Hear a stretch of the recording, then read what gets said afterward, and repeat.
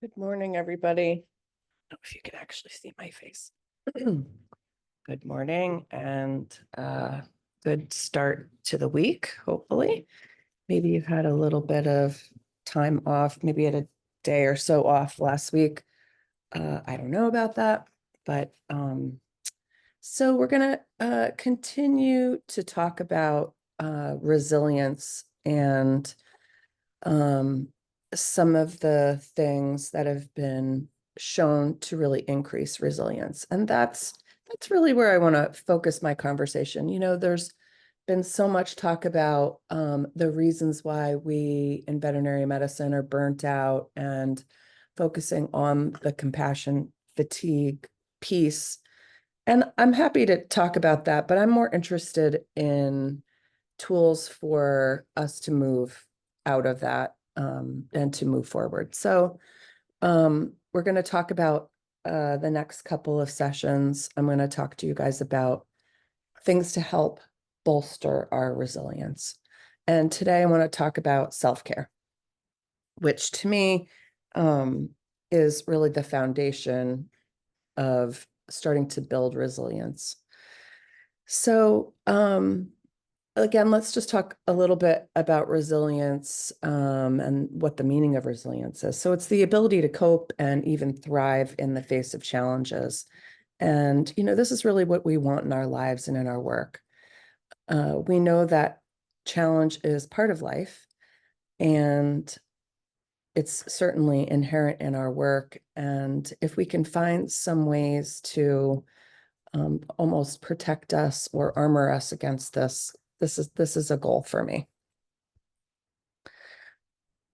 So let's talk about self-care a little bit. It's such a like an almost overused term, and I know it gets a little woo-woo, but it's, again, to me, the foundation of how we're going to have strength and energy to function in our lives and in our work in our highest capacity.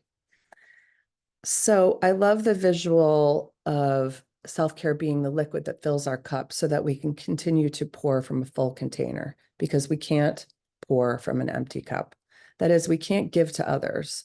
We can't, certainly in our work, we're not going to be able to give to our utmost, and also in our personal lives. If we're depleted from what we do at work, we're not going to be able to go home and interact with our partners, our children, our own animals if we are depleted.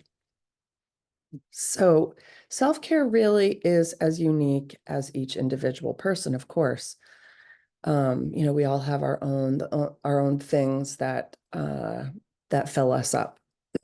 But I really want to focus on some of the research that has proven that calming our nervous systems is sort of what you're looking to achieve, when you are doing some sort of self-care.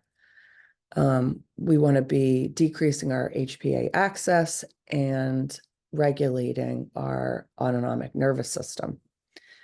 And I'm going to spend another session talking about that in and of itself, because I think it's so important, and you're all scientists and you can understand the science behind that, and it's fascinating.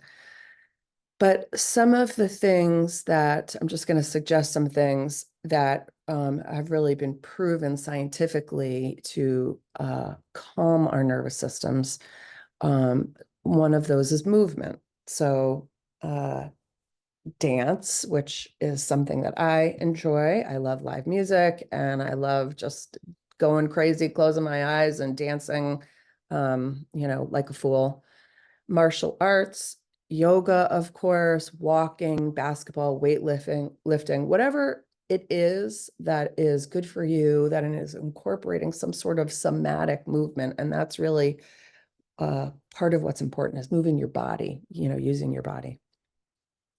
Nature, spending as much time in nature as possible, or that is accessible to you. So again, there's research that has proven that the healing benefits of being amongst trees and singing birds, lapping water, wind, Whatever that is, or whatever, however you can access nature, even if it's just, sitting outside on your porch, and listening to the leaves blowing in the wind, will be helpful.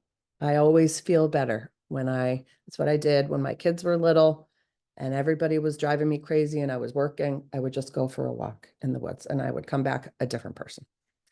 Music, again, science has said that the rhythms of music, there's correlation between our heartbeat and, our foundations as tribal people. It is proven to calm our nervous system. So whatever it is, whatever music that you like that fills you. Of course, you need to get enough sleep.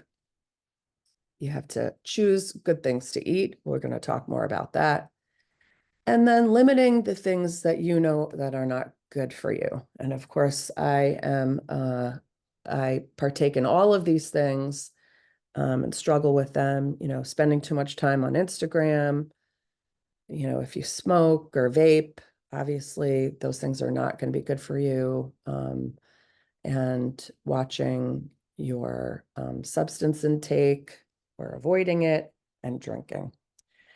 I'm also going to spend some time in the future talking about muscle relaxation techniques, and breathing techniques, because these are important things and they are really, you can access them quickly in the moment. And there's some like very fast, quick techniques that you can access when you're being triggered to try to get yourself regulated. So as I've been doing, I'm going to have my drop-in hours on Friday. I'd love to see some people there, and any feedback that you have for me would be appreciated. You can text me or you can reach me on Doc Halo. So have a great week.